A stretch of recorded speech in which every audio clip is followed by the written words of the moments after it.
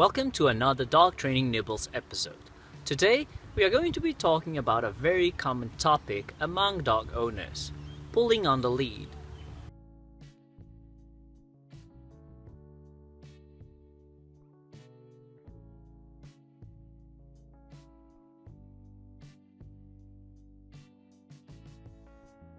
In my opinion, good leash walking skills is actually one of the most challenging things that we can teach our dogs.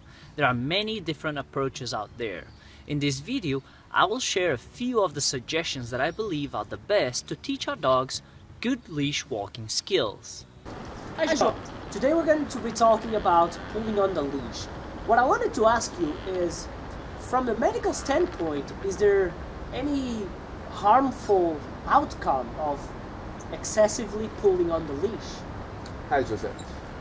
Yes, there are some studies that report the main harmful effects on pulling excessively on the leash. Neck trauma tops the list. Dogs pull for a variety of reasons. First, we tend to walk way too slowly for a dog's normal pace. Secondly, we actually actively teach them to pull on the lead by moving forward when they pull, by allowing them access to the grass or to the bush to sniff. And finally, we tend to focus a little bit more on going from point A to point B instead of focusing on teaching the dog good leash walking skills. To teach a dog good leash walking skills, I tend to recommend one of two approaches. Approach number one is the red-green light system. If the dog is pulling and there's any type of tension on the lead, we have a red light and we can't move forward. We should also try to prevent the dog from reaching something rewarding. If the dog is not pulling and we don't have tension on the leash, then we have a green light and then we can move forward. And we apply these red-green light during all our walks. For animal training articles, visit my website, trainmeplease.com.au. Also, like me on Facebook, facebook.com/trainmeplease, and subscribe to my YouTube channel. Approach 2 might be a little bit more realistic for you if you already have a dog with a long history of pulling on the lead. Using this approach, we need two devices. Device number one is the device designated for pulling. Example, a normal harness.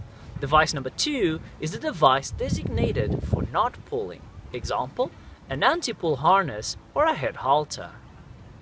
If the dog is likely to pull, or if you are in a hurry and with no time for formal training, put him on device number one. If you can do a little bit of a leash walking training session, then you switch him over to device number two. When the dog is on device number two, we go back to that red-green light system. If there is tension, we have a red light and we don't move forward. If there is no tension, we have a green light and we can move forward.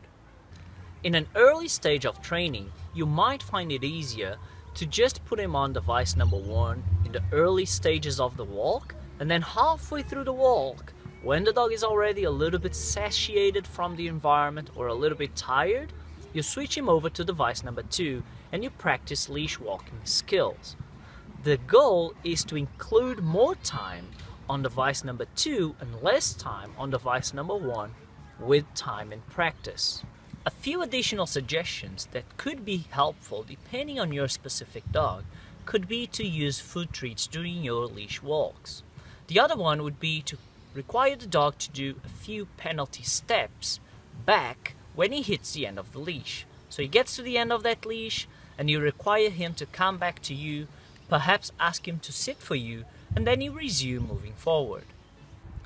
Feel free to leave any question in the comment section below. That's it for today. I'll see you in the next video.